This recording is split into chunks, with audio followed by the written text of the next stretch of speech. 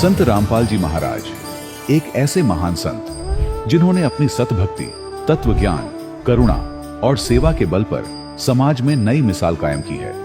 संत रामपाल जी महाराज की अगुवाई में उनके सभी सतलोक आश्रमों से समाज कल्याण के अद्भुत कार्यों ने समाज को सुनहरे भविष्य की एक नई उम्मीद दिखाई है। संत रामपाल जी महाराज से नाम दीक्षा लेने के बाद लाखों लोगों की लाइलाज बीमारियां जैसे कैंसर, एड्स आदि ठीक हुई। संत जी के ज्ञान से प्रेरित होकर उनके अनुयायियों ने लाखों यूनिट रक्तदान किया। संत जी ने लाखों बहन बेटियों का दहेज मुक्त विवाह करवाया।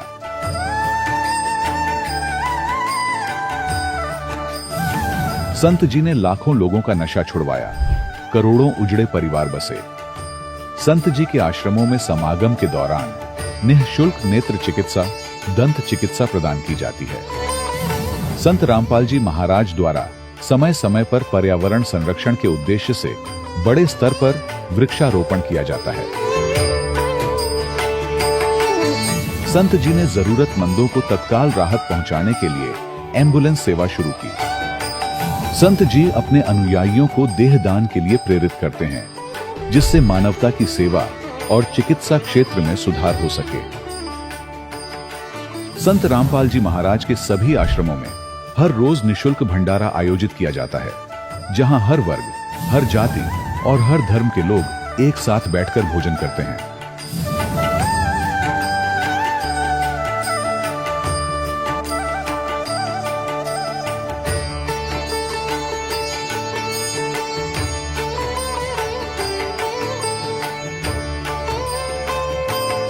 संत रामपाल जी महाराज के आश्रम में हजारों बुजुर्गों को सम्मान और प्यार के साथ जीवन जीने का अवसर मिलता है।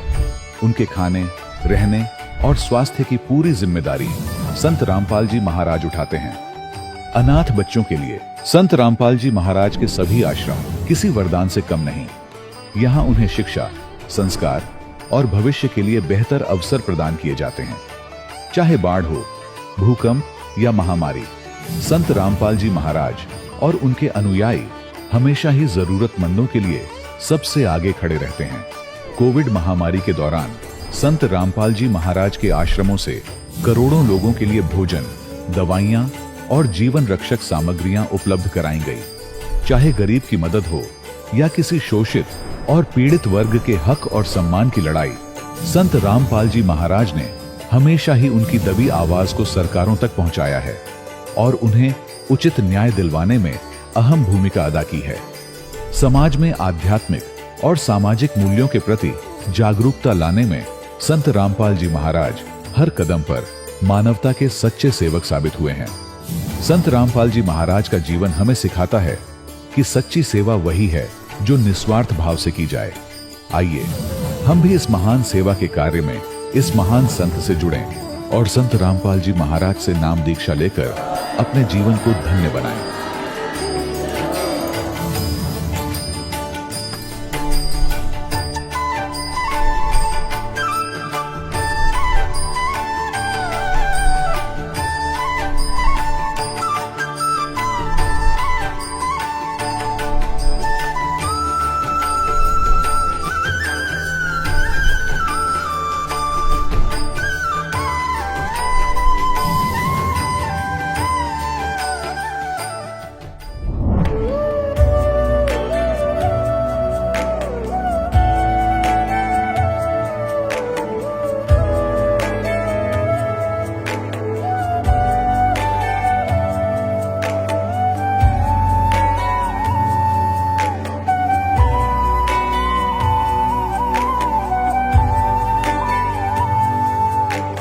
जब लग गुरु मिले न साचा, तब लग गुरु करो 10 पांचा।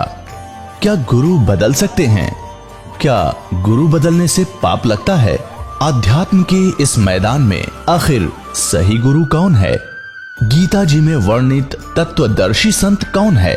इन सभी प्रश्नों के उत्तर जानने के लिए अवश्य सुनिए जगत गुरु तत्वदर्शी संत रामपाल जी महाराज के मंगल प्रवचन। सत साहिब दर्शकों, मनुष्य जीवन में सच्ची शांति और संतोष की खोज में विभिन्न परंपरागत साधनाओं को अपनाता है, लेकिन फिर भी उसका जीवन कष्टों से घिरा रहता है, जिससे वह नास्तिकता की ओर चला जाता है। दर्शकों, ऐसी ही कहानी थी छत्तीसगढ़ के रहने वाले कंवल शाह जी की। कंवल जी बचपन से ही हिंदू धर्म में प्रचलित सभी भक्ति साधनाओं को किया करते थे, फिर भी इन्हें जीवन में केवल दुख और तकलीफ ही मिली। लेकिन दर्शकों, आज कंवल जी का कहना है कि जब से मैंने संत रामपाल जी महाराज से नाम दीक्षा ली है, तब से मेरे जीवन में अद्भुत चमत्कार होने लगे हैं। दर्शकों, आखिर कंवल जी ऐसा क्यों कह रहे हैं? आखिर क्यों कंवल जी ने अन्य धर्म गुरुओं की बजाय संत रामपाल जी महाराज की शरण ग्रहण की? आखिर इसके पीछे की सच्चाई क्या है? सुनते हैं कंवल जी की कहानी, उन्हीं की जुबानी। नमस्कार सर। नमस्कार सर, क्या नाम है आपका? मेरा नाम कंवल साहब पैकरा है। कंवल जी, आप कहाँ से हैं? ग्राम नर्मदापुरा, जिला सरगुजा, अंबिकापुर, छत्तीसगढ़ का है। कंवल जी, संत रामपाल जी महाराज से नाम दीक्षा आपने कब ली? संत रामपाल जी महाराज से 12 फरवरी 2013 में नाम लिया। कंवल जी, क्या काम करते हैं आप? मैं पुलिस विभाग में प्रधान आरक्षक के कार्य पर पदस्थ हूँ। कंवल जी, अभी तक क्या क्या भक्ति साधनाएं की हैं आपने? संत रामपाल जी महाराज से जुड़ने से पहले मैं संसार में जो चलता है पारंपरिक भक्ति, शिव जी का, दुर्गा जी का और कई देवी स्थानों का, ये सब भक्ति करता था। और कहीं भी सत्संग होता था, जैसे भागवत कथा वगैरह, तो नज़दीक में रहता था तो मैं जाता रहता था, ये भक्ति करता रहता था। कंवल जी, क्या कारण बना कि आप संत रामपाल जी महाराज जी की शरण में आए? मेरे को 2012 में अक्टूबर में मैं अंबिका जिला स्तर पर ट्रेनिंग हो रहा था, वहाँ आया था। तो वहाँ पर मेरे क्वार्टर के सामने भैया थान में पुस्तक प्रचार करने संत रामपाल जी के शिष्य लोग आए थे और प्रचार कर रहे थे, माइक से बोल रहे थे कि ब्रह्मा विष्णु महेश के माता पिता कौन हैं और इसकी जानकारी है। तो मैं उसको सुना तो मैं बोला कि सब लोग बोलते हैं कि ब्रह्मा विष्णु महेश एक हैं, तो ये बता रहे हैं कि अच्छा ज्ञान है। तो उस पम्पलेट को मैं लिया, तो फिर तुरंत 10 रुपये में ज्ञान गंगा लिया और फिर उसको पढ़ा, तो मुझे समझ में आया कि हाँ, ये ज्ञान सही है। और फिर शाम को मैं टीवी में देखा संत रामपाल जी महाराज का सत्संग, तो मुझे लगा कि हाँ, ये पुस्तक खोल खोल बता रहे हैं। उस समय शनिवार और रविवार को 3-3 घंटे का प्रोग्राम चलता था, डिबेट। तो उसको देखा, पूरा खोल खोल के बता रहे थे गुरुजी। तो इस ज्ञान तो ये था ही नहीं, ब्रह्मा विष्णु महेश का ज्ञान भी बताया कि ये कि माता कौन है, पिता कौन है। तो खोल खोल के दिखाए तो हमें समझ में आया कि ये ज्ञान सही है। हमको तो आज तक कोई बताया नहीं कि ब्रह्मा विष्णु महेश से कोई बड़ा है, वो तो बताते थे कि यही सबसे बड़े हैं और तीनों एक दूसरे का भक्ति करते हैं। अब हम लोग को कोई बताने वाला नहीं था, तो हम लोग इसी में लगे रहते थे। फिर अपने फादर इन लॉ के साथ हम लोग सलाह करके चले गए हरियाणा में बरवाला, और 12/2/2013 में संत रामपाल जी से दीक्षा लिए। सर, संत रामपाल जी महाराज से नाम दीक्षा लेने के बाद क्या आपको कोई लाभ भी मिले? आध्यात्मिक ज्ञान का लाभ हुआ, जैसे सभी चीज़ को जान गए, और मनुष्य का क्या कर्तव्य है ये भी पता चला। पहले तो यही जानते थे कि खाना है, मरना है, यही जानकारी था, और मोक्ष का कोई जानकारी ही नहीं था। भगवान है बोलते थे, लेकिन भगवान कुछ कर नहीं सकता। दुख तो हमारा हट नहीं रहा था, मेरे को साटिका हो गया था। तो उसमें साटिका हुआ 2006 से, धीरे धीरे 9-10 में बहुत ज़्यादा बढ़ गया था, काम करने में दिक्कत हो रही थी, मैं चल फिर नहीं पा रहा था, 100 मीटर भी चलना मुश्किल था। और इसी बीच कई जगह इलाज कराए, जैसे कि हॉस्पिटल, लोकल हॉस्पिटलों में गए, तो उन लोग तो बोले कि इसका इलाज यहाँ नहीं है, आप बाहर जाके देख लीजिए। तो कोई बताया कि नहीं, झारखंड में एक शुक्ला जी हैं, बहुत अच्छा डॉक्टर हैं, तो वहाँ गए। वहाँ भी गए तो 15 दिन उनका दवाई खाए और सब इंजेक्शन वगैरह सब एक्सरे करवाए, तो वो भी कहे कि कुछ राहत मिलेगा तो आना, नहीं तो फिर ऑपरेशन करना ही पड़ेगा आपको। तो फिर उसके बाद मैं वहाँ नहीं गया, 15-20 दिन का आया, उनका कुछ लाभ नहीं मिला। फिर इसके बाद थोड़ा थोड़ा करके इसका इलाज झाड़ फूँक तरफ भी गए हम लोग, और घर में भी और परेशानी था, बच्चों को भी था। तो झाड़ फूँक तरफ गए तो ये का झाड़ फूँक करने वाला बताया कि आपके यहाँ परेशानी है। मेरे को तो नहीं बताए, हमारे पत्नी को बताए थे कि आप कुछ दिन बाद विधवा हो जाएंगे, जल्दी ही विधवा होंगी, ये 10 की बात है। 10 के बाद, उसके बाद बोल रहे थे कि वो कि फलाने जगह एक्सीडेंट हो इनका और वहाँ पर उनका बड़ा घटना हो सकता है। लेकिन वो ये भी बता दिए थे कि 2012 के बाद आप कोई सत्य के पास पहुंच जाएंगे तो आपका एक दुख कट सकता है, कट जाएगा, टल जाएगा। यदि आप नहीं पहुंच पाएंगे तो इसमें आपको घाटा हो सकता है। और मेरी पत्नी को भी बीमारी था, बच्चेदानी में उनका इन्फेक्शन आ गया था और उसको डॉक्टर बोल दिए थे 2008 में इसको निकालना पड़ेगा, अभी दवाई खाते रहिए, कुछ दिन बाद उसको लास्ट में निकालना ही पड़ेगा। ये सब बीमारियों के बाद ये ज्ञान मिल गया हमको 2013 में, और 13 में पहुंच गए संत रामपाल जी के पास। उसके बाद मेरा बीमारी तो 6 महीना में ठीक हो गया, पत्नी का भी दुख दर्द खत्म हो गया। ये हमको लाभ हुआ, मेरा शारीरिक लाभ हुआ। डॉक्टर द्वारा मेरे को ऑपरेशन का सलाह दिए थे, इसको दवाई से बोले कि नहीं ठीक होगा और इसको बाहर जाके इलाज कराना पड़ेगा। ये साटिका का प्रॉब्लम था, कमर में दर्द था जो झुक गया था कमर, ये दास टेढ़ा चलता था वो सीधा चला और अब आज के डेट में पूर्ण रूप से ठीक हो गया। ऑपरेशन कराने की आवश्यकता नहीं पड़ी और गुरुजी के आशीर्वाद से ठीक हो गया। ये रिपोर्ट आप सब जनता देख सकते हैं। पत्नी के बच्चेदानी का इन्फेक्शन को भी निकालने के लिए डॉक्टर के द्वारा बता दिया गया था, जो 2012 के 13 के बाद जो दीक्षा पत्नी को भी ले गया। मेरे पत्नी का डॉक्टरों के द्वारा ये बताया गया था और एक्सरे करके बाहर दिखाया गया था कि उनके बच्चेदानी में इन्फेक्शन है और वो बढ़ रहा था। उसको कुछ दवाई से स्लो कर रहे थे, लेकिन बोले कि लास्ट में अब ये ठीक नहीं होगा, इसका ऑपरेशन ही करना पड़ेगा। जब हम लोग 2013 में नाम दीक्षा संत रामपाल जी महाराज से लिए, उसके बाद उनका भी दर्द खत्म हो गया और आज तक उनका कोई दवाई नहीं चल रहा है। उनके आशीर्वाद से ही ये सब ठीक है, ठीक हो गया। अविदास का जब एक्सीडेंट हुआ था, वहाँ पर मृत्यु होना था, हुआ भी। और जो इसने बताया, तांत्रिक ने और भी कुछ बताया था जो प्रमाण के आधार पर मैं कह सकता हूँ कि इसको कैसे प्रमाणित कर सकते हैं कि आपको एक्सीडेंट से मृत्यु होना था। तो हमारे घर में वो बताए थे कि आपके बड़े भाई की मृत्यु आपके माता जी से पहले होगा और वैसे ही हुआ, और जो जंतर मंतर करता है उसको भी कठिन परेशानी होगा, ऐसा वो बताए थे जो आपके घर में प्रेत भेजता है। तो वो सब आज सभी बच्चे ठीक हैं। पहले हर 2 महीना 3 महीना में हॉस्पिटल से इलाज कराने जाते थे, आज परमात्मा की कृपा से, संत रामपाल जी की कृपा से हम लोग सब ठीक हैं, स्वस्थ हैं। और परमात्मा का आर्थिक स्थिति तो परमात्मा पहले से ही छोटा सा नौकरी दिए है तो चल ही रहा है। और पहले पैसा नहीं बचता था, ये दास पहले आता था उधर से लाए, कहीं से 2 नंबर का बिल आते थे, अब इसको भूट भूलने की ज़रूरत ही नहीं है। तो उसमें मिला के फिर परमात्मा जैसे बोलते हैं संत रामपाल जी, इधर से लाओ और उधर और दे दो, तो ऐसा ही होता था, वो बचता नहीं था। अब दीक्षा लेने के बाद कुछ पैसा बच रहा है, अनावश्यक खर्च भी नहीं हो रहा है। ईमानदारी से नौकरी करता हूँ आजकल, तो एक पैसा किसी से लेते नहीं है।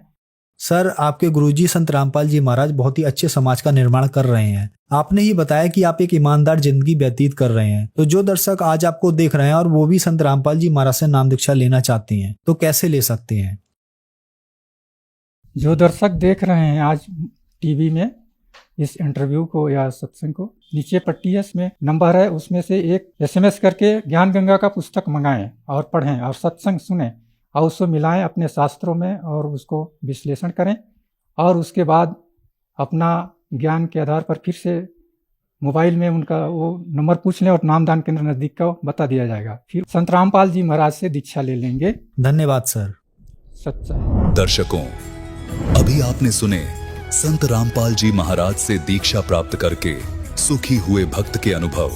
अब देखिए जगत गुरु तत्वदर्शी संत रामपाल जी महाराज के मंगल प्रवचन।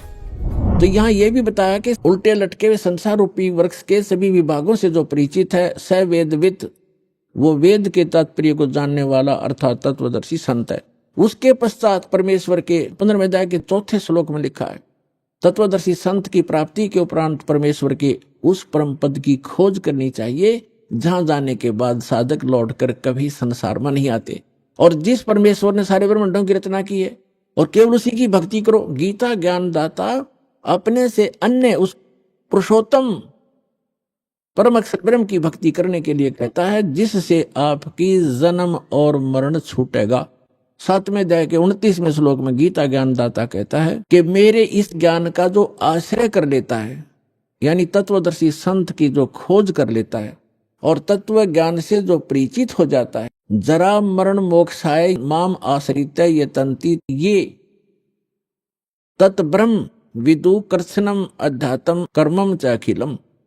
इसका अर्थ ये है, गीता ज्ञानदाता कहता है कि मेरे इस ज्ञान को जो आधार मान कर तत्वदर्शी संत की खोज कर लेता है, वो व्यक्ति तत्ब्रह्म से और सारे आत्म ज्ञान से और सभी कर्मों से परिचित हैं, जो जरा और मरण से छूटने के लिए ही प्रयत्न करते हैं।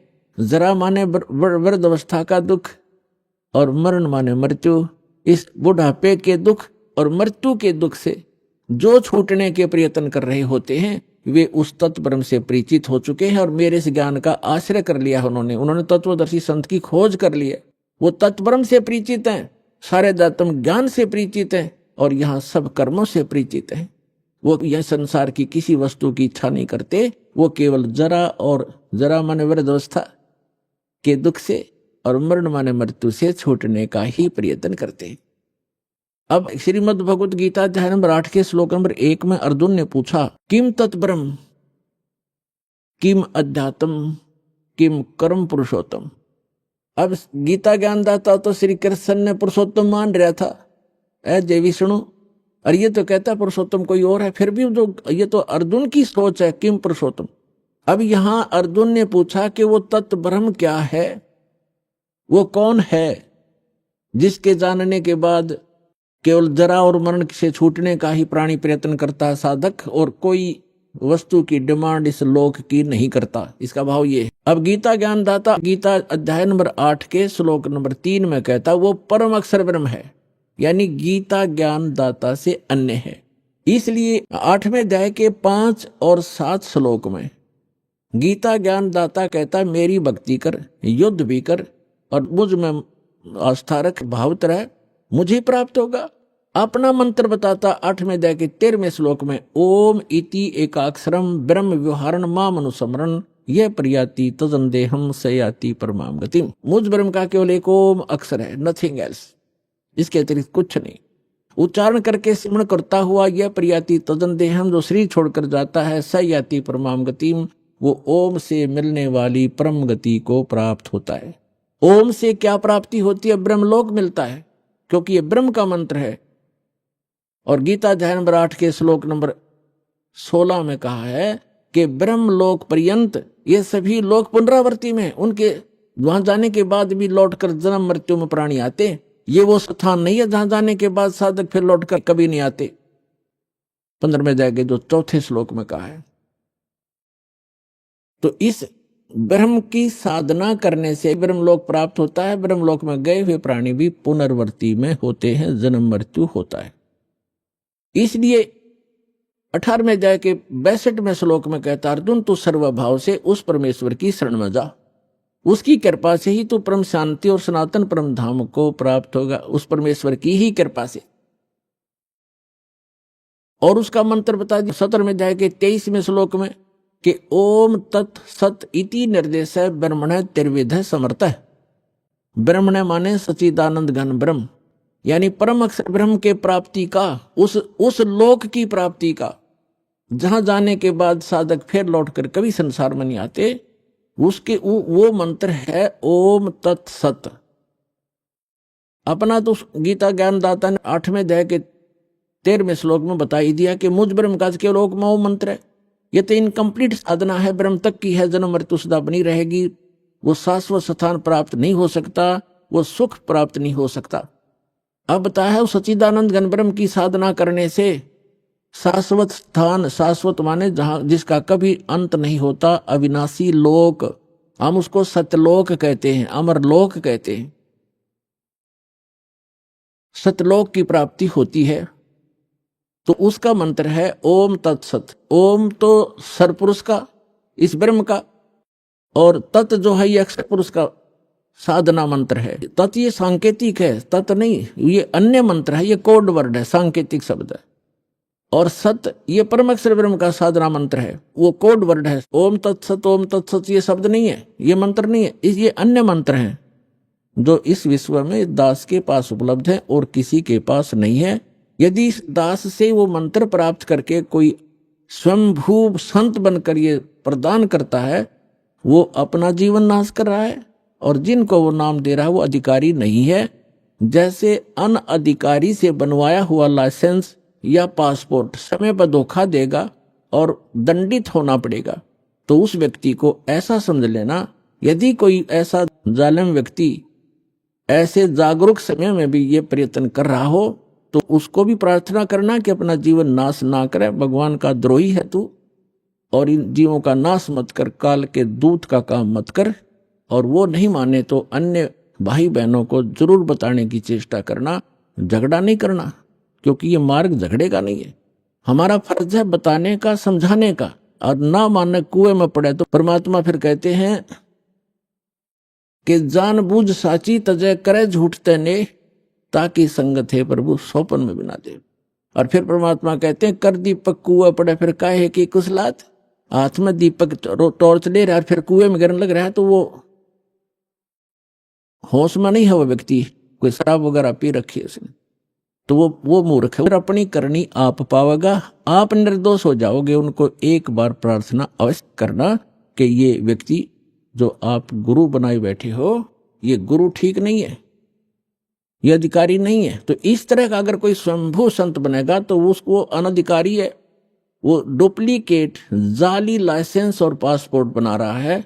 क्योंकि इस मंत्र के आधार से ये हमारा यहाँ का पासपोर्ट है, जिसके आधार से हम सवलोक जाएंगे, सतलोक जाएंगे। और इसका पता चलेगा जब मृत्यु के बाद जब जाएंगे प्लेटफार्म पर इसको लेकर के। वो सुविधा तो मिलेगी नहीं, सजा और मिलेगी, दंडित कर दिए जाएंगे। तो जो प्रसंग चल रहा है हम उसी पर आते हैं कि उस सच्चिदानंद घन ब्रह्म के पाने का इस 3 मंत्र के जाप का प्रावधान है, निर्देश है, डायरेक्शन है, नथिंग एल्स। निर्देश माने फाइनल फैसला है, आदेश भी और निर्देश यानी ये दिशा भी दे दी।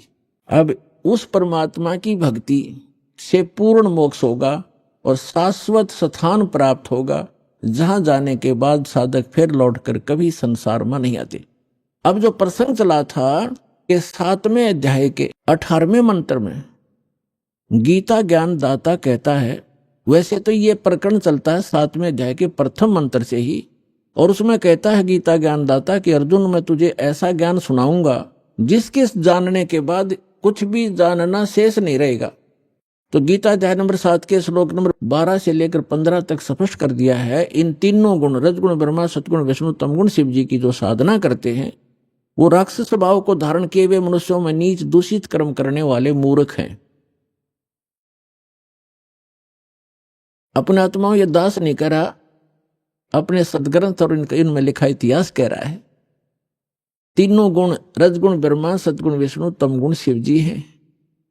ये बहुत बार प्रमाणित भी किया। श्री मद देवी भागवत सचित्र मोटा टाइप 3रा स्कंद 123 पृष्ठ गीता प्रेस गोरखपुर से प्रकाशित में पढ़ सकते हैं, जिसमें स्वयं विष्णु जी स्वीकार करते हैं अपनी माता की स्तुति करते हुए कि तुम शुद्ध स्वरूपा हो, ये सारा संसार तुम्ही से उद्भासित हो रहा है। मैं ब्रह्मा और शंकर यानी विष्णु जी कह रहे, हम तीनों नासवान हैं, हमारी जन्म मृत्यु होती है, तुम ही नित्य हो। फिर भगवान शंकर कहते हैं कि यदि ब्रह्मा जी आपके पुत्र हैं तो मैं भी आपका पुत्र हूं, मैं तमोगुण हूं, तीनों गुणों से उत्पन्न हम ब्रह्मा विष्णु महेश, रजगुण ब्रह्मा सतगुण विष्णु तमगुण शिव जी केवल नियमित कार्य ही करते हैं। और मार्कंडेय पुराण गीता प्रेस गोरखपुर से प्रकाशित सचित्र मोटा टाइप के 123 पृष्ठ पर कहा है, मार्कंडेय जी बता रहे हैं कि यही 3 देवता हैं और यही 3 गुण हैं, और ये ब्रह्म की प्रधान शक्तियां हैं। ब्रह्म माने सरपुरुष इस काल की ये प्रधान शक्तियां हैं, ये तीनों इसके मंत्रियां हैं, और यही 3 देवता हैं, यही 3 गुण हैं, रजगुण ब्रह्मा सतगुण विष्णु तमगुण शिव जी। मुंबई से प्रकाशित है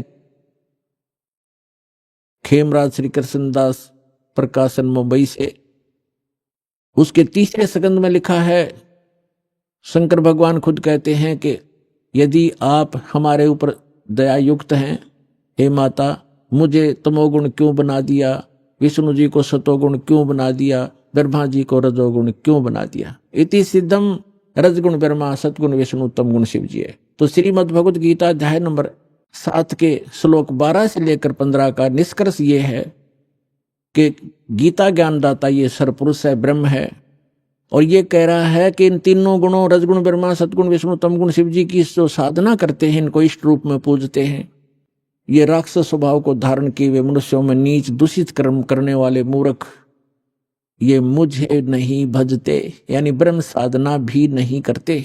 अब यहां थोड़ा सा निष्कर्ष देना पड़ेगा कि तीनों गुणों के उपासक यानी ब्रह्मा जी, विष्णु जी, शिव जी के उपासकों को राक्षस स्वभाव का क्यों कहा, दूषित यानी बुरे कर्म करने वाला, मूर्ख और नीच क्यों कहा। जैसे रजगुण ब्रह्मा की साधना की थी, पूजा की थी हिरण्यकशिपु ने, और ऐसा दुर्बुद्धि प्राणी स्वयंभू भगवान बन गया, अपने पुत्र प्रहलाद का शत्रु बन गया, ऐसे कैर ढाई उस प्यारी आत्मा पर कुत्ते वाली मौत मारा गया, असुर स्वभाव राक्षस कहलाया। कहते हिरणाकुश छाती तड़वाई और ब्राह्मण बाणा कर्म कसाई।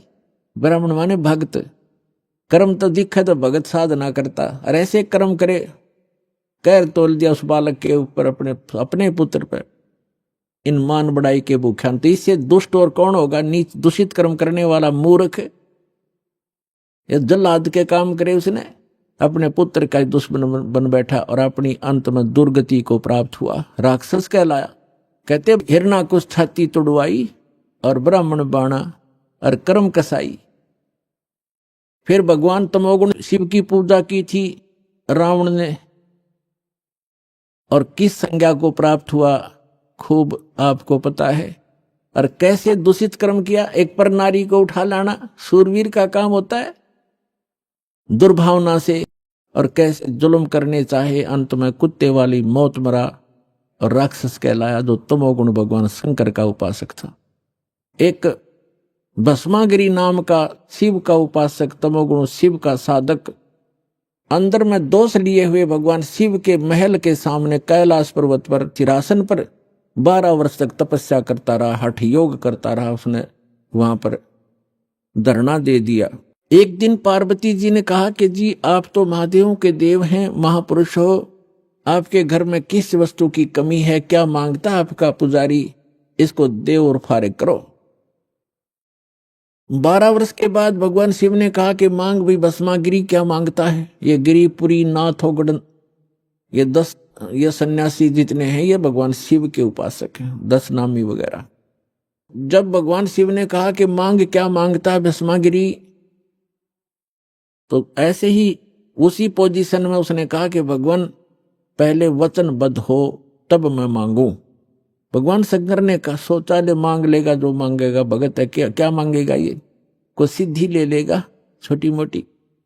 तो उसने कहा ठीक है भाई मैं वचनबद्ध हो गया। भगवान शिव ने कहा तो भस्मागिरी खड़ा हो गया और कहा अपना भस्म कंडा मुझे दे दो, जो हाथ में भगवान शिव ने पहन रखा था। उस कड़े में ऐसी शक्ति थी कि जिसके सिर पर ऐसे करके भस्म बोल दिया तो वो ऑटोमेटिक उसको फूंक देता था, उस वचन से ही वो अपना काम करता था। इस बात का ज्ञान था उस भस्मागिरी ने। और भस्मागिरी क्या दूषित सोच लेकर साधना कर रहा था कि इस कड़े को प्राप्त करके भगवान शिव को मार दूंगा और पार्वती को अपनी पत्नी बनाऊंगा। ऐसी दुष्ट सोच लेकर के वो साधना कर रहा था। और हम भगवान शंकर को अंतर्यामी कहा करते थे। वो ये भी नहीं सोच सका कि ये दुष्ट क्या सोच लिए बैठा है, तो अंतर्यामी भी नहीं थे वो, और अविनाशी भी नहीं थे भगवान शंकर। अभी बताता हूं। अब भगवान शिव ने वो भस्म कड़ा दे दिया क्योंकि वचनबद्ध हो गए थे। और भगवान शिव ने सोचा जंगल में रहता है, साधु संत है, राक्षसों से बचने के लिए लिया होगा। ज्यों ही भस्मागिरी के हाथ में भस्म कड़ा आया, उसने तुरंत तेवर बदल लिए और ऐसे अभद्र आकृति बनाकर कहने लगा कि होले शिव होशियार, तुझे मारूंगा, पार्वती को अपनी पत्नी बनाऊंगा, मेरा यही उद्देश्य था, आज मैं सक्सेस हुआ। यूं कह करके ज्यों ही भगवान शिव की तरफ वो चला तो भगवान शिव ने वहां से खखाट ठा दिया, यानी बहुत तेज स्पीड से दौड़ा। आगे आगे भगवान और पीछे पीछे पुजारी। पुण्यात्माओं, अब गीता अध्याय नंबर 7 के श्लोक नंबर 12 से 15 में इनको ये संज्ञा दी गई है कि राक्षस स्वभाव को धारण किए मनुष्यों में नीच दूषित कर्म करने वाले मूर्ख। अब इससे दुष्ट कर्म और क्या होगा? जिसको इष्ट रूप में पूज रहा उसकी पत्नी पर बदनीयत है, उस व्यक्ति की अपनी मां के ऊपर बुरी नजर किए हुए वो पापी आत्मा भस्मा गिरी। तो फिर वो भगवान शिव भाग रहे हैं। देखो, भगवान शिव अविनाशी भी नहीं थे। अगर अविनाशी होते तो भागते ही नहीं, उस शस्त्र ने काम करना ही नहीं था। तो ये अविनाशी भी नहीं थे, अविनाशी थे कबीर परमात्मा। उनका सुनाएंगे कथाएं, उनको तलवारों से काट दिया फिर भी नहीं कटे, बहुत बुरा हाल किया, हर तरफ जमुना में डाल दिए, गंगा में, वहां नहीं मरे, और भी बहुत प्रहार किए। परमात्मा जो कहते हैं रहे, क्योंकि वह अविनाशी हैं। तो स्वयं परमात्मा आते हैं जब इनके ऊपर आपत्ति आती है, क्योंकि ये भी उसी परम पिता के बच्चे हैं। भगवान स्वयं पूर्ण परमात्मा पार्वती रूप बनाकर भस्मागिरी के सामने प्रकट हो गए, एक वृक्ष के नीचे खड़े हो गए। भस्मागिरी पीछे भाग रहा था अपना उद्देश्य पूर्ति के लिए कि पहले शिव जी ने मारूंगा, जब मेरा काम शुरू होगा पार्वती से फिर मिलूंगा। तो पार्वती सामने खड़ी है, उसने कहा कि डट जा महात्मा जी, आजा 2 मिनट बैठो। अब वो तो उद्देश्य ये लेकर चल रहा था, उन्हें सोचा चल ठीक है 2 बात कर लेते हैं पहले ही। तो उसने कहा कि आप रुक जाओ। भस्मागिरी ने कहा कि पहले ना उसने मार का हूं मैं। तो पार्वती रूप में परमात्मा ने कहा कि वो तो आपके निकट आएगा ही नहीं, 100 किलोमीटर से उड़ा शिव नहीं डटेगा, अब नहीं रुकेगा, आप खड़े हो जाओ। तो भस्मागिरी रुक गया। तो वहां भगवान ने पार्वती रूप में कहा कि कुछ डांस डूंस करके दिखा ताकि मैं प्रसन्न हूं तेरे से। तो भस्मागिरी ने कहा कि मैं डांस नहीं जानता हूं, नाचना नहीं आता है, क्योंकि मैं साधु संत फकीर हूं, मैंने कभी ऐसा डांस सीखा नहीं। तो पार्वती रूप में परमात्मा ने कहा ला मैं सिखाती हूँ, इस हाथ को ऐसे कर, इसको ऐसे कर, इस पैर को ऐसे करो, ऐसे कर। वो तो पागल मस्त हो लिया था बकवादों में, वह जैसे कह रहे हैं वैसे करें। जब सिर पा लिया ना वो कड़े वाला हाथ, जब कह दिया भस्म वही मर गया, भस्म हो गया, राख होगी इसकी, जल गया। कड़े को लेकर विष्णु रूप धारण करके खुद पूर्ण परमात्मा भगवान शंकर के पास पहुंचे। शंकर जी ने कहा कि भाग ले विष्णु, आ जा जल्दी। भगवान विष्णु ने कहा कि रुक जा, जिस भय से आप भाग रहे हो वो मैंने नाश कर दिया है, भस्मागिरी को मैंने भस्म कर दिया है गंडत नाच नचा के, और देख ये कड़ा मेरे पास है। तब भगवान शिव कुछ रुके और कहा कहाँ जलाया आपने? उस राख को देख लिया जब दिल की धड़कन शांत हुई, उस शंकर भगवान की भस्मागिरी की राख को देख करके अपने आत्मा। उसके बाद वो भस्मा असुर कहलाया, राक्षस। तो ये बताया है कि ये राक्षस स्वभाव को धारण किए हुए मनुष्यों में नीच दूषित कर्म करने वाले त्रिगुण उपासक, रजगुण ब्रह्मा सतगुण विष्णु तमगुण शिव जी के उपासक। गीता ज्ञानदाता कहता है मेरी भक्ति भी ना करते, यानी ब्रह्म साधना भी नहीं करते, और इनको कोई समझाना चाहे तो दुश्मन बन जाते हैं उसी के। अब रह गया तीसरा, वैष्णव उपासक। विष्णु जी के उपासकों का एक उदाहरण देते हैं। कुंभ का मेला भरा था। कुंभ का एक ऐसा संयोग हर की पैड़ी हरिद्वार में और गंगा नदी के किनारे संयोग हुआ। उस कुंभ के पर्व में पर भी का कोई समय निर्धारित किया जाता है। उस निर्धारित समय में स्नान करना होता है, वो 1 घंटे की या आध घंटे की ही होती है, या 2 घंटे का समय होता है। ये सभी अब वहां जाकर के जहां पर भी लगती है, जिस भी सरोवर में, उस समय वो हर की पैड़ी हरिद्वार में लगी हुई थी।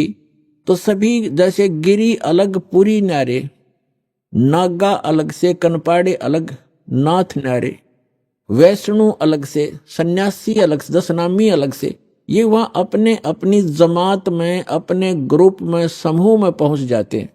इन सब का एक ओवरऑल मुखिया होता है, उसकी अगुवाई में ये सब पीछे पीछे चलते हैं। वो स्नान करने वाले स्थान की तरफ प्रस्थान कर देते।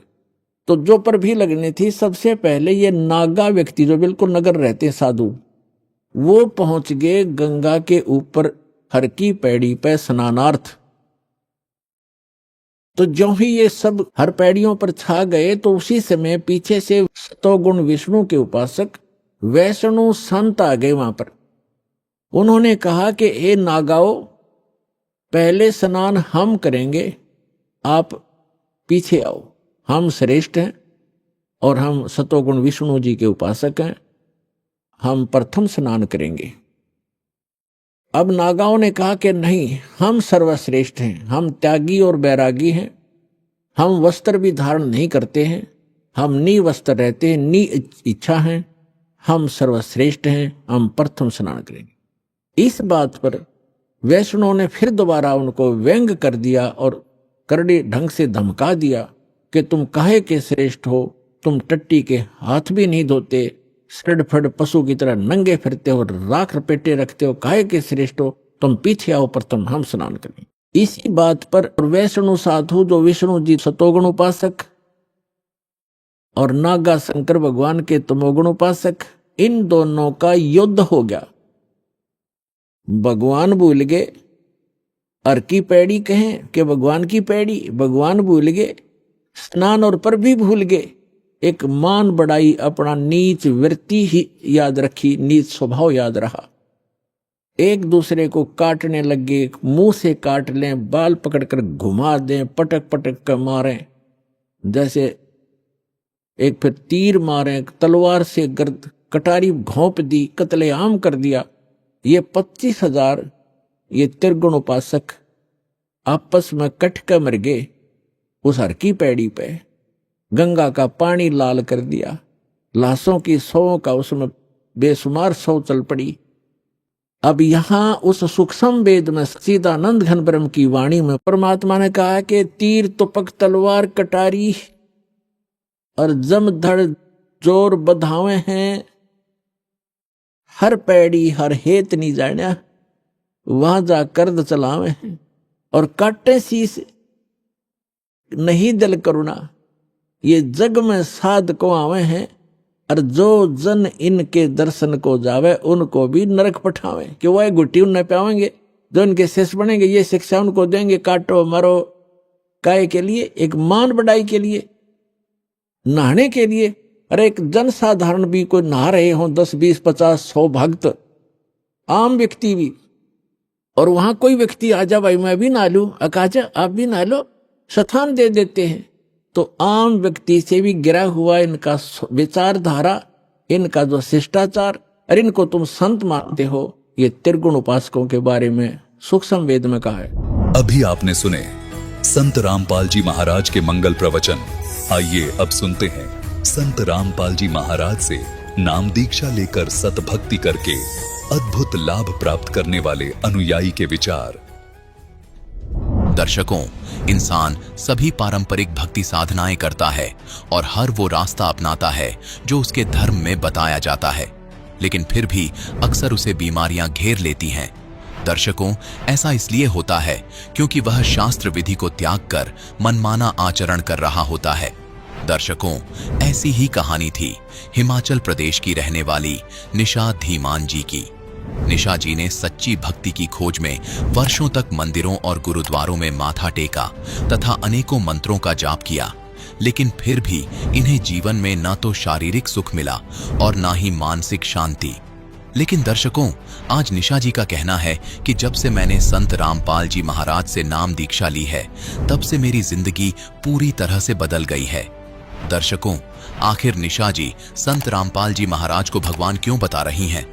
आखिर इसके पीछे की सच्चाई क्या है? सुनते हैं निशा जी की कहानी, उन्हीं की जुबानी। जी नमस्कार। नमस्कार सर। जी क्या नाम है आपका? निशा धीमान। निशा जी कहाँ से आए हैं आप? जी मैं योल कैंट धर्मशाला से हूँ। जी क्या करते हैं आप? जी मैं एक टीचर हूँ, प्राइवेट स्कूल में जॉब करती हूँ। क्या क्वालिफिकेशन है आपकी? जी मैंने बीएड किया हुआ है, एमए इंग्लिश है, एमफिल है, पीजीडीसीए और एमएससी आईटी भी किया हुआ है, और अभी रिसेंटली मैं पीएचडी के लिए तैयारी कर रही हूँ। निशा जी आप पढ़े लिखे हैं, आप टीचिंग भी करते हैं, हम आपसे ये जानना चाहेंगे, आज आप इंटरव्यू देने के लिए आए हैं संत रामपाल जी महाराज के बारे में। इतना पढ़े लिखे होने के बावजूद भी एक संत के ऊपर इतना विश्वास। सर बात ऐसी है कि हमारा जो किताबी ज्ञान है वो तो कुछ हमें बताता है, जो ऐसा ज्ञान देता है कि हमें एक रोज़गार का साधन मिल सके, लेकिन जो हमारा आध्यात्मिक ज्ञान है वो आध्यात्मिक ज्ञान हमें मोक्ष की ओर ले जाता है। तो संत रामपाल जी महाराज जी एक ऐसे संत हैं इस वर्तमान समय में जो हमें मोक्ष का सही मार्ग बता रहे हैं।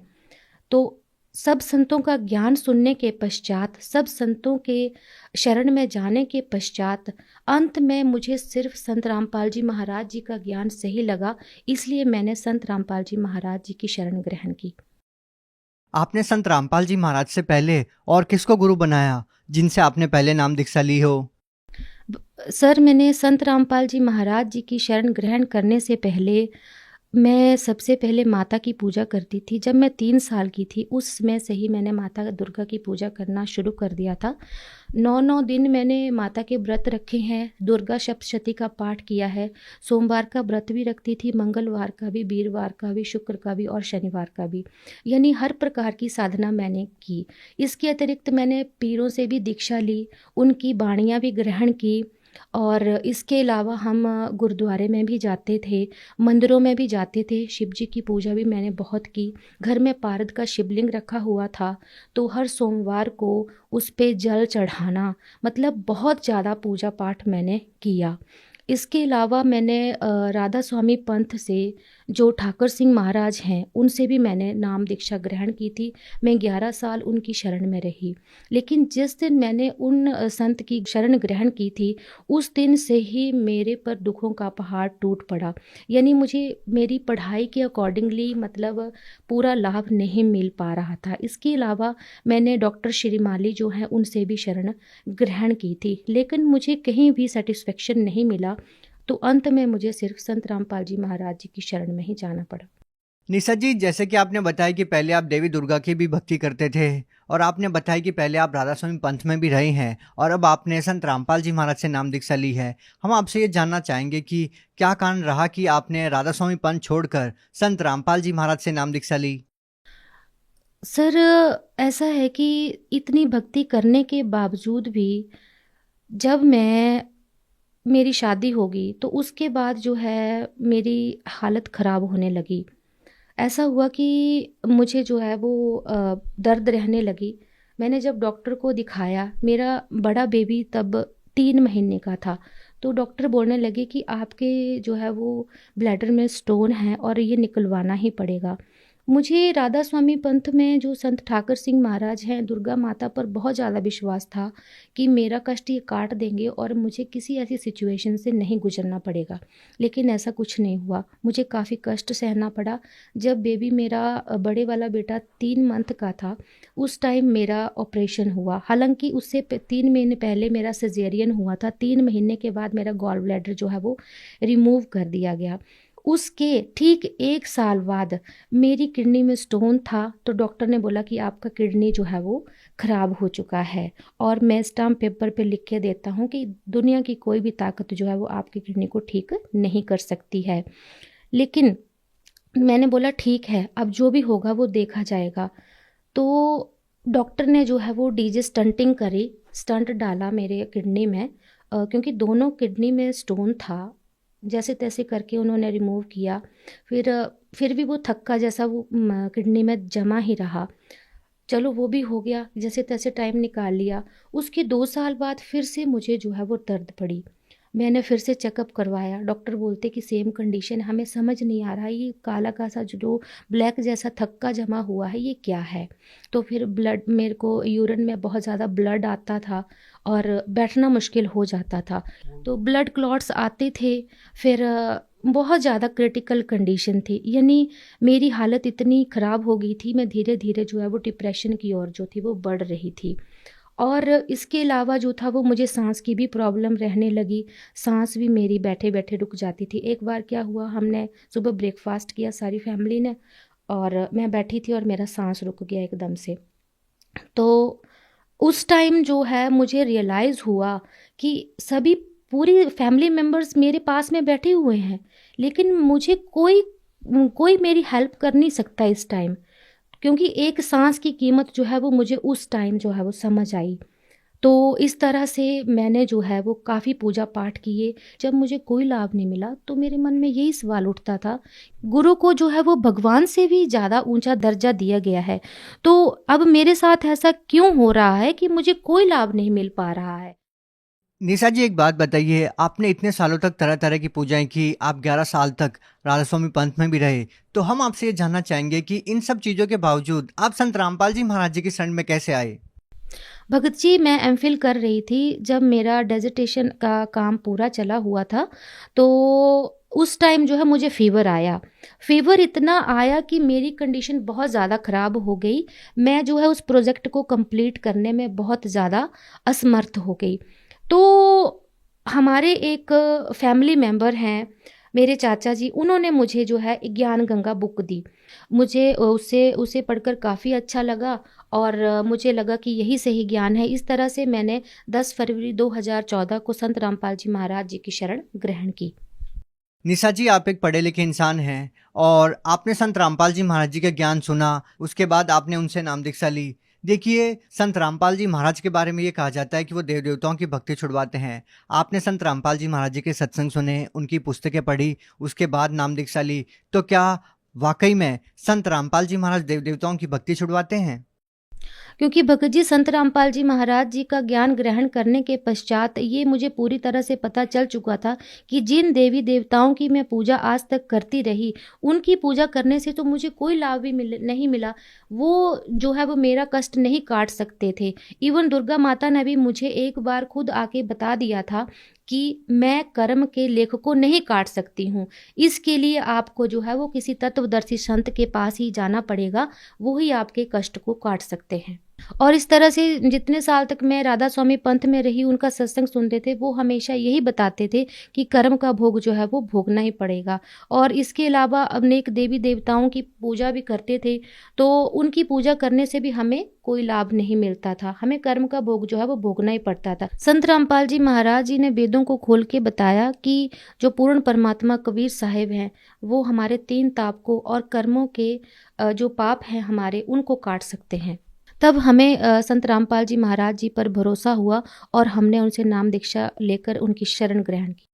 निशा जी, जैसा कि आपने बताया कि आप बचपन से ही देवी दुर्गा की भक्ति करते थे और उसके बावजूद भी आपके दुखों का निवारण नहीं हुआ और भी आपको बहुत सारे कष्ट देखने को मिले, तो फिर आपने 11 साल तक राधा स्वामी पंथ में रहकर भक्ति की। तो हम आपसे अब ये जानना चाहेंगे, जब आपने संत रामपाल जी महाराज जी से नाम दीक्षा ली, तो आपको जो रोग थे, आपकी किडनी में जो प्रॉब्लम थी, क्या संत रामपाल जी महाराज से नाम दीक्षा लेने के बाद आपके सारे दुख दर्द ठीक हुए? सबसे पहला लाभ तो मुझे ये मिला कि किडनी में जो मुझे स्टोन थे, उनसे मुझे निजात मिली। पिछले साल ही मुझे डॉक्टर ने बोला कि आपको 12.5 mm की पथरी है। मैंने परमात्मा के चरणों में अरदास लगाई, संत रामपाल जी महाराज जी के चरणों में अरदास लगाई कि मुझे ऐसी ऐसी प्रॉब्लम है। डॉक्टर ने मुझे बोला कि आप या तो PGI चले जाइए या तो आप IGMC चले जाइए। तो मैंने वहाँ जाने की बजाय संत रामपाल जी महाराज जी ने जो भक्ति बताई है, उस पर विश्वास करके, संत रामपाल जी महाराज जी के शब्दों पर विश्वास करके परमात्मा की भक्ति की और मुझे पूर्ण लाभ मिला। तो निशा जी, आपकी किडनी में जो पथरी थी वो कैसे ठीक हुई? वो जो स्टोन थी वो भक्ति करने से ही अपने आप ठीक होती चली। और उससे पहले जब मेरी किडनी में प्रॉब्लम थी, तो उससे पहले मेरा 2 बार ऑपरेशन हुआ था। लेकिन संत रामपाल जी महाराज जी की शरण ग्रहण करने के पश्चात सही भक्ति करने से, उनकी बताई गई भक्ति विधि करने से मुझे संत रामपाल जी महाराज जी ने किडनी के प्रॉब्लम से राहत दी। यहाँ तक कि जो मेरे ब्लड क्लॉट्स निकलते थे किडनी से, यूरिन में जो ब्लड क्लॉट्स निकलते थे, उनसे भी मुझे निजात मिली। संत रामपाल जी महाराज जी की शरण में आने के पश्चात मेरी सालों की पुरानी बीमारी, कोलाइटिस जैसी बीमारी, किडनी की बीमारी, अस्थमा की बीमारी, फिर जो डिप्रेशन की बीमारी है, माइग्रेन की बीमारी है, इन सभी बीमारियों से मुझे राहत मिली है। तो इस तरह से मुझे संत रामपाल जी महाराज जी की शरण में आने के बाद बहुत सारे लाभ हुए हैं। सर, एक बार क्या हुआ कि वो शाम के टाइम में आरती कर रही थी, हस्बैंड भी सोए हुए थे और बच्चे भी आराम कर रहे थे। जो मेरे सास ससुर हैं वो भी घर पर नहीं थे। तो मैंने क्या किया कि मैंने बोला सब्जी बना लेती हूँ पहले, उसके बाद मैं जो है संध्या आरती करूँगी। मैं गैस बंद करना भूल गई। फिर मैं संध्या आरती करने बैठ गई तो कम से कम 35 मिनट जो है वो 35 से 38 मिनट संध्या आरती में लग ही जाते हैं। मैं बैठी रही आराम से। जब संध्या आरती ख़त्म होने वाली थी तो मुझे एकदम से याद आया कि मैंने तो सब्जी रखी है गैस पर चढ़ा के और वो तो जल जाएगी आज। हे परमात्मा, आज मैं कैसे खाना खिलाऊंगी घर वालों को, और आज तो मतलब ये जल गई, अब मैं क्या बनाऊंगी। परमात्मा, अब मैं आपकी शरण में हूँ, अब मैं बैठी हूँ, अब आप ही सब कुछ करेंगे। तो कुछ देर बाद क्या हुआ कि किचन में जैसे बर्तनों की आवाज़ आने लगी, जैसे कुकर में सब्जी डाली थी तो उसको कोई हिला रहा है, ऐसा मुझे लगा। तो मैं थोड़ी देर के लिए डर गई। मैंने बोला पता नहीं क्या चीज़ है, और बस 2 मिनट के लिए ये चीज़ हुई और उसके बाद जो है वो कोई आवाज़ नहीं हुई। तब तक संध्या आरती भी ख़त्म हो गई। मैं उठ के रूम्स में गई, सारा चेक किया कि अभी हस्बैंड उठ गए होंगे या बच्चे, बड़ा बेटा उठ गया होगा, शायद उन्होंने किया होगा। तो वो आराम से सो रहे थे और इसके अलावा घर में कोई भी नहीं था। फिर जब मैंने देखा तो बर्तन जो थे वो रखे हुए थे और मतलब एक चम्मच था उस पर सब्जी लगी हुई थी, और मैंने जब कुकर में सब्जी को देखा तो सब्जी जली नहीं थी। हालांकि वो सब्जी जो है वो 35 मिनट तक जो है वो गैस पर रखी हुई थी। तो इस तरह से संत रामपाल जी महाराज जी आके यहाँ तक इतना कर जाते हैं कि मतलब संत रामपाल जी महाराज जी बोलते हैं कि अगर आप परमात्मा की सही भक्ति करते हैं, उनके बताए भक्ति मार्ग पर चलते हैं, तो परमात्मा आपके घर पे आके बैठ जाते हैं। तो ये बात जो है मेरे साथ बिल्कुल सच साबित हुई है। निशा जी, एक बात बताइए, आप देवभूमि हिमाचल से बिलोंग करते हैं और यहाँ पर भी संतों की भरमार है, तो फिर हम आपसे जानना चाहेंगे कि हरियाणा इतनी दूर जाकर श्रद्धालु संत रामपाल जी महाराज जी से नाम दीक्षा क्यों ले? क्योंकि संत तो अनेक हैं, लेकिन सच्चा संत जो है वो सिर्फ एक ही होता है। और संत रामपाल जी महाराज जी जो हैं इस टाइम इस पूरे विश्व में अकेले एक ऐसे संत हैं जो शास्त्रों के अनुकूल साधना विधि बता रहे हैं, और उस भक्ति को करके अनेक लोगों को बहुत सारे लाभ मिल रहे हैं। निशा जी, एक बात बताइए, संत रामपाल जी महाराज जी तो बहुत ही सिंपल से साधारण से दिखने वाले संत हैं। ना वो भगवा वस्त्र धारण किए होते हैं, ना वो अपनी बड़ी बड़ी दाढ़ी रखते हैं, ना गले में मालाएं डाल के रखते हैं। तो फिर लोग संत रामपाल जी महाराज जी को कैसे पहचान पाएंगे कि वो एक संत है? सर, मेरा मानना है कि संत की पहचान उसके कपड़ों से, उसके पहनावे से नहीं होती है कि उसने लाल पीले कपड़े, बड़ी बड़ी जटाएं, दाढ़ी, माथे पे तिलक लगा रखा हो, मालाएं डाल रखी हों। लेकिन अब हमारे संत रामपाल जी महाराज जी जो हैं दिखने में साधारण है, लेकिन उनके पास ही वो पूर्ण ज्ञान है जो विश्व में किसी भी संत के पास नहीं है। क्योंकि संत रामपाल जी महाराज जी जो हैं वो शास्त्रों को खोल खोल के बता रहे हैं, शास्त्र विधि बता रहे हैं, शास्त्र अनुकूल साधना बता रहे हैं, और हम सबको इतने सारे लाभ दे रहे हैं। तो इस वजह से हम जो है अन्य संतों की शरण में जाने की बजाय संत रामपाल जी महाराज जी की शरण में ही जाएं, ताकि हमें पूर्ण लाभ मिल सके और सबसे बड़ा हमें मोक्ष मिल सके। आप भगत समाज को क्या संदेश देना चाहते हैं? भगत समाज को मैं यही संदेश देना चाहती हूँ कि आप सभी संत रामपाल जी महाराज जी की शरण में आइए और उनकी शरण ग्रहण कीजिए, because Sant Rampal ji Maharaj is the only saint in the whole world who is telling the true path of salvation. इनके अलावा और कोई भी संत जो है वो शास्त्र विरुद्ध साधना दे रहे हैं। इसके अलावा सर मैं आपको एक और बात बताना चाहती हूँ।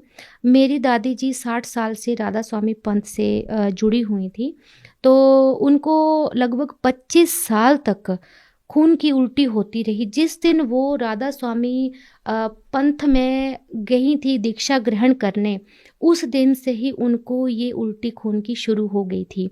तो 25 साल तक तो मैंने भी देखा है कि उनको खून की उल्टी होती रही है। लेकिन जैसे ही संत रामपाल जी महाराज जी की शरण में हम गए, उस दिन हम 400 किलोमीटर का सफ़र तय करके बरवाला गए, तो हम देखकर हैरान थे कि उनको कोई उल्टी नहीं हुई। वो बिल्कुल ठीक ठाक संत रामपाल जी महाराज जी के शरण में पहुंची, वहां पे नाम दीक्षा ग्रहण की और उसी दिन हम 400 किलोमीटर वापस आए। तो हम इस चमत्कार को देखकर हैरान थे कि जिनको इतने सालों से खून की उल्टी हो रही है वो आज बिल्कुल तंदुरुस्त हैं और घर में आके सबसे ज़्यादा एक्टिव वही थे। तो आप सभी से यही निवेदन है कि आप सभी संत रामपाल जी महाराज जी को समझो कि ये कोई आम इंसान नहीं है, ये खुद पूर्ण परमात्मा है, क्योंकि पूर्ण परमात्मा ही हमें घोर कष्ट से मुक्ति दिला सकते हैं। इस तरह से मैं यही कहना चाहती हूँ, सर्व समाज से यही निवेदन है मेरा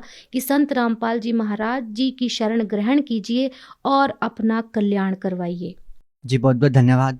नमस्कार जी। संत रामपाल जी महाराज एक ऐसे महान संत जिन्होंने अपनी सतभक्ति, तत्व ज्ञान, करुणा और सेवा के बल पर समाज में नई मिसाल कायम की है।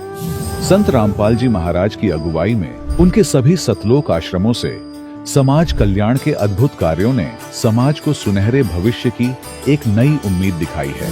संत रामपाल जी महाराज से नाम दीक्षा लेने के बाद लाखों लोगों की लाइलाज बीमारियां जैसे कैंसर, एड्स आदि ठीक हुई। संत जी के ज्ञान से प्रेरित होकर उनके अनुयायियों ने लाखों यूनिट रक्तदान किया। संत जी ने लाखों बहन बेटियों का दहेज मुक्त विवाह करवाया।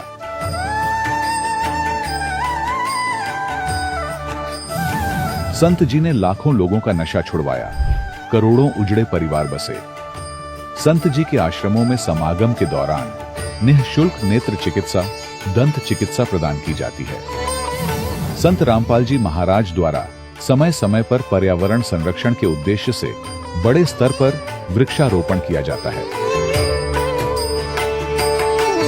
संत जी ने जरूरतमंदों को तत्काल राहत पहुंचाने के लिए एम्बुलेंस सेवा शुरू की। संत जी अपने अनुयायियों को देहदान के लिए प्रेरित करते हैं, जिससे मानवता की सेवा और चिकित्सा क्षेत्र में सुधार हो सके। संत रामपाल जी महाराज के सभी आश्रमों में हर रोज निशुल्क भंडारा आयोजित किया जाता है, जहां हर वर्ग, हर जाति और हर धर्म के लोग एक साथ बैठकर भोजन करते हैं।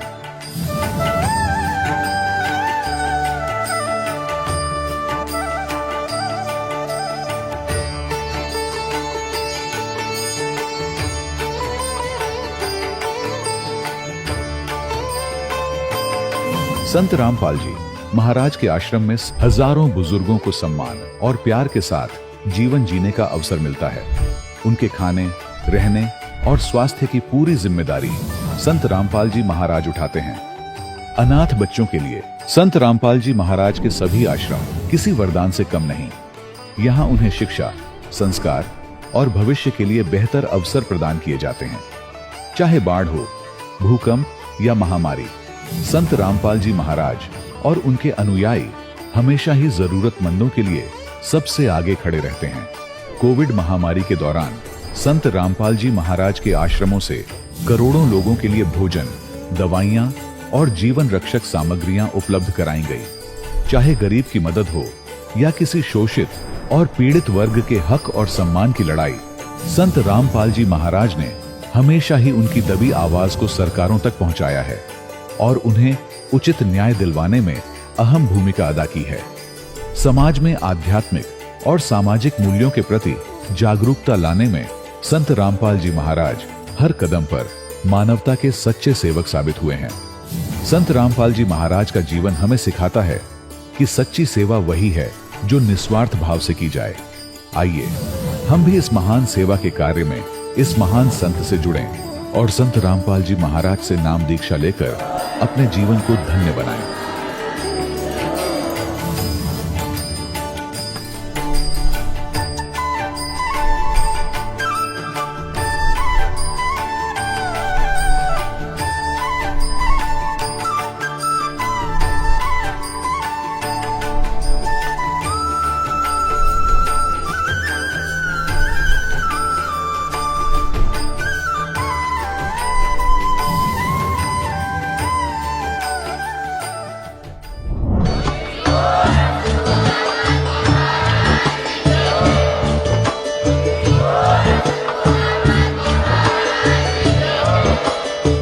सुन रहे थे जगत गुरु तत्वदर्शी संत रामपाल जी महाराज जी के मंगल प्रवचन। अधिक जानकारी के लिए विजिट कीजिए हमारी वेबसाइट www.jagatgururampalji.org। संत रामपाल जी महाराज जी के शुभ आशीर्वाद से पूरे विश्व भर में 500 से भी ज्यादा नाम दीक्षा केंद्र हैं, जिन पर संत रामपाल जी महाराज जी द्वारा ऑनलाइन निशुल्क नाम दीक्षा दी जा रही है। अपने नजदीकी नाम दीक्षा केंद्र का पता करने के लिए संपर्क करें 8222880541।